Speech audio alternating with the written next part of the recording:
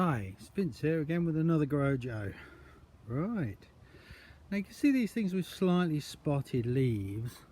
That's not a great problem, it's not a disease, it looks nicer if it doesn't happen, but it's a sort of a fungus that attacks the surface of certain plants, and these are courgettes.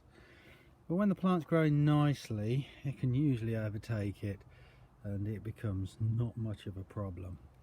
Does reduce crops, however, and here you can see some of the crops forming. Now we've already picked a load of courgettes off these. The whole idea about courgettes is pick them when they're small, don't pick them when they're too big.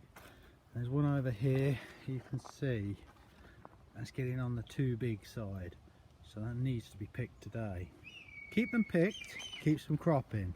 If you let them get too big, they stop cropping. So here we go. Something that's not affected by this fungus that's attaching the leaf surface is these slightly furrier leaves, and these are pumpkins. And if we look around, we can see some flowers on the pumpkins, mainly male flowers, but there are one or two female flowers around, and there are some pumpkins that are already set. So tiny little pumpkins at the minute, but however they get bigger very quickly. There you go, there's a pumpkin growing away nicely. Now pumpkins usually are quite large growing plants, and they take much of your allotment. And here we have, this is another one of the squashes. This I believe is a little stripy pumpkin, and you can see it growing away nicely there. Again, this is not such a vigorous pumpkin, however, nice looking squash there. And we'll go on and have a look at one or two others. There we go. And these are cucumbers, and these are outdoor cucumbers, but these are round cucumbers. And there you can see round cucumbers just forming there, like little eggs, like size of boiled eggs. Pick them when they are just about big enough to eat. Don't leave them until they get fully ripe. There's one there. Not quite ready yet, that's about the size of a golf ball. When they're about the size of a lemon, then you can pick them. This is one called Crystal Apple. And there we go. You can see little male flowers there, and the female as well. These are butternut squashes. Different again in form. Not so vigorous, not so big as pumpkins, but however they are flowering nicely. You can see the size of the flower. That's a female flower. And there's the butternuts growing. Just about. So, and then we've got some more courgettes here. These are round courgettes, and you can see the round courgettes growing nicely. Very rewarding this plant, even though you can't do an awful lot with courgettes. I've put them in pastas, more round courgettes. Under the cloche, these are cucamelons. It really is a tropical plant. It's struggling a bit, not warm enough. I've left the weeds in because it's difficult to weed amongst it. It's got such twiny branches. However, slight of a problem. And here we've got the peas we put in the other week. I'll put some sticks in them now, so they're growing along nicely. I half expect to lose quite a few of these with the pea moth, which lays its eggs on the flowers and eats the peas as they develop. But in another few weeks we should have quite a nice fresh peas. And amongst the weediest section, because I haven't had much time to come up here and weed lately, we've got some chard and some carrots that we planted a few weeks ago. And then I finished up with a few more squash. Whether they'll do any good, I don't know. And the one thing I do want to show you before we finish the allotment. Oh, another thing. I forgot I haven't been down here quite a while now. Not with you guys. Here we go. I've made my cloche a little bit of a stand. Put it off the ground. And if you see it, all on the inside, that's Brussels sprouts. And they are tall growing plants. They'll grow to about 1 metre high.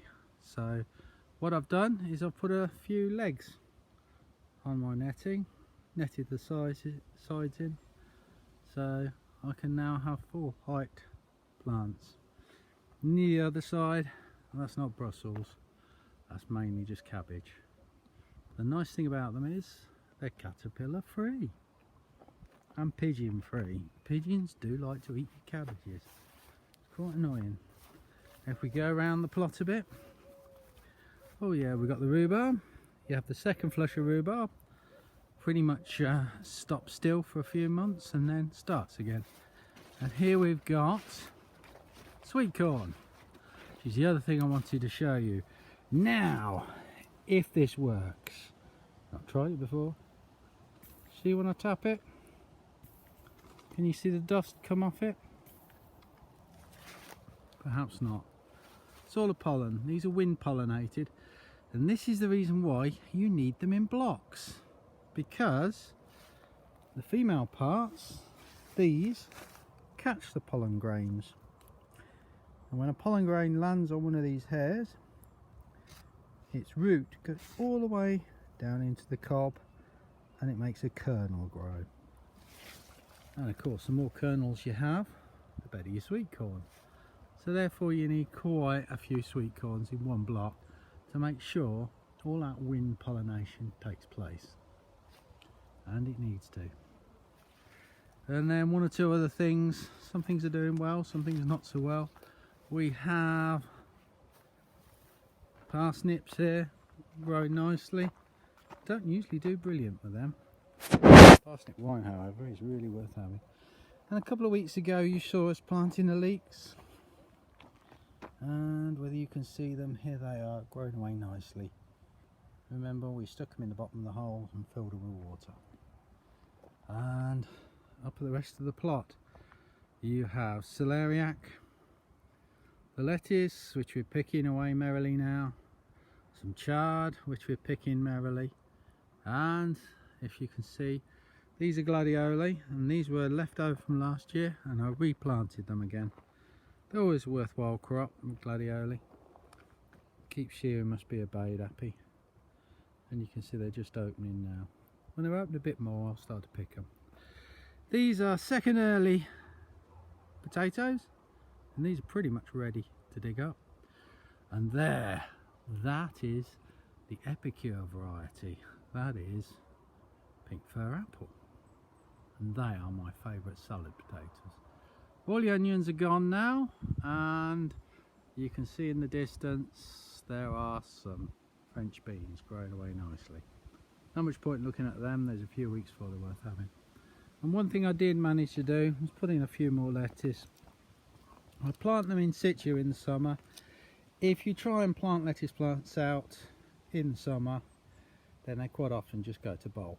So if you can grow them on their own roots in seed beds somewhere, then you can just about in autumn time take out 1 or 2 decent sized plants and then keep on harvesting until the frost finishes you off. Anyway, this is Vince here. I'm quite a long grojo. They're going to be a little bit more sporadic from now on because I'm getting a little bit busier, but I hope you enjoyed it. Let me know if you need anything talking about, and we'll give you some more feedback. Okay, it's Vince here. Stay safe and keep growing.